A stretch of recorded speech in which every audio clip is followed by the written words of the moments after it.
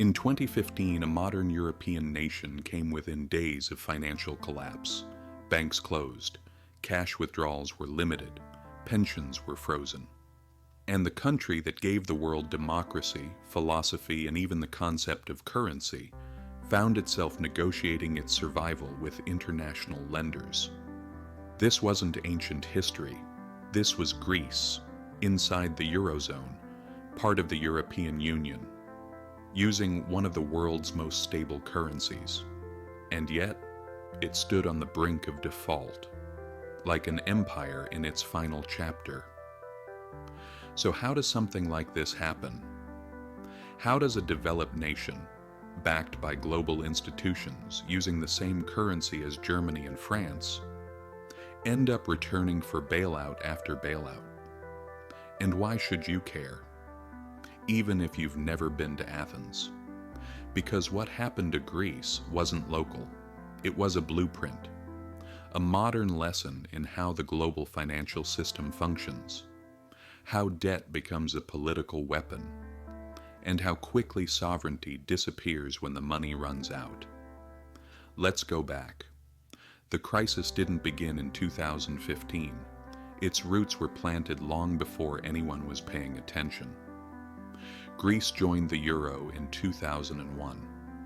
Overnight, it gained access to borrowing rates it had never dreamed of.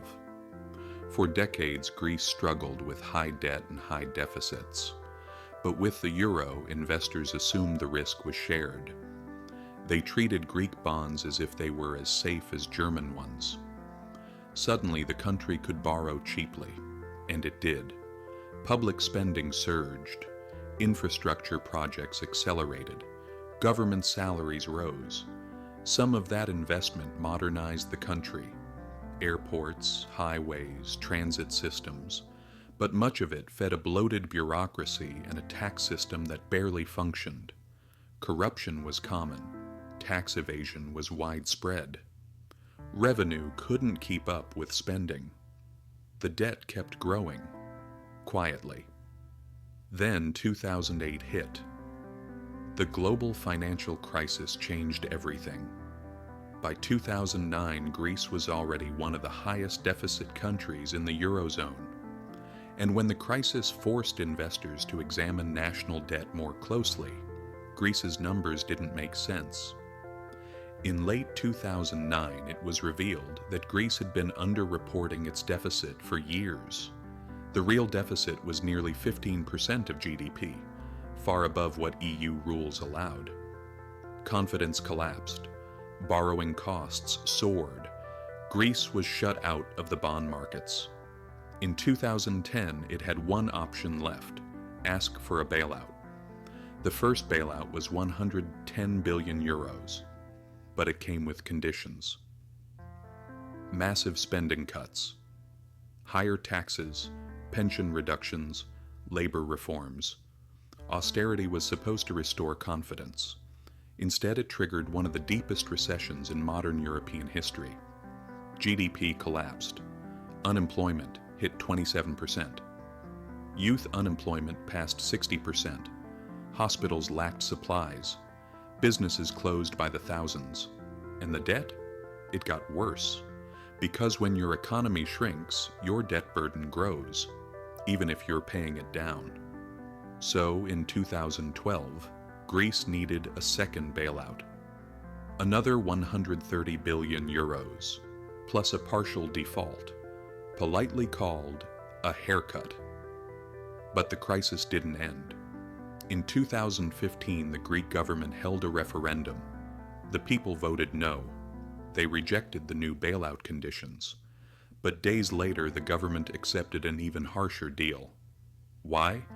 Because the alternative, leaving the euro, returning to the drachma, and declaring full default, would have caused immediate collapse.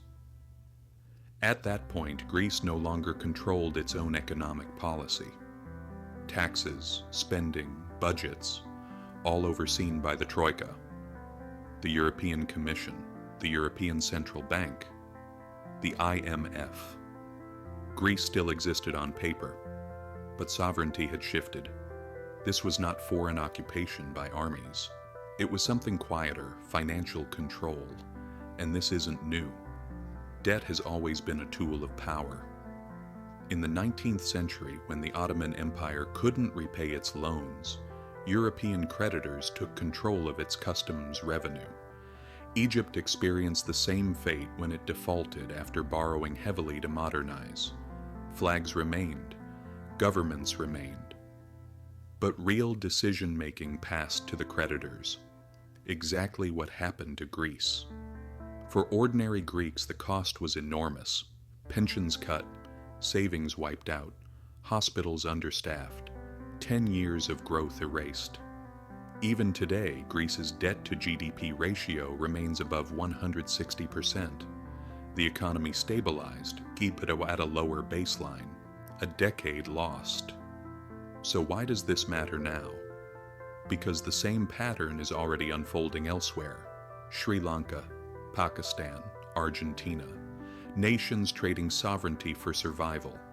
And even the world's largest economies are not immune. Italy's debt is enormous. Japan's debt exceeds 250% of GDP.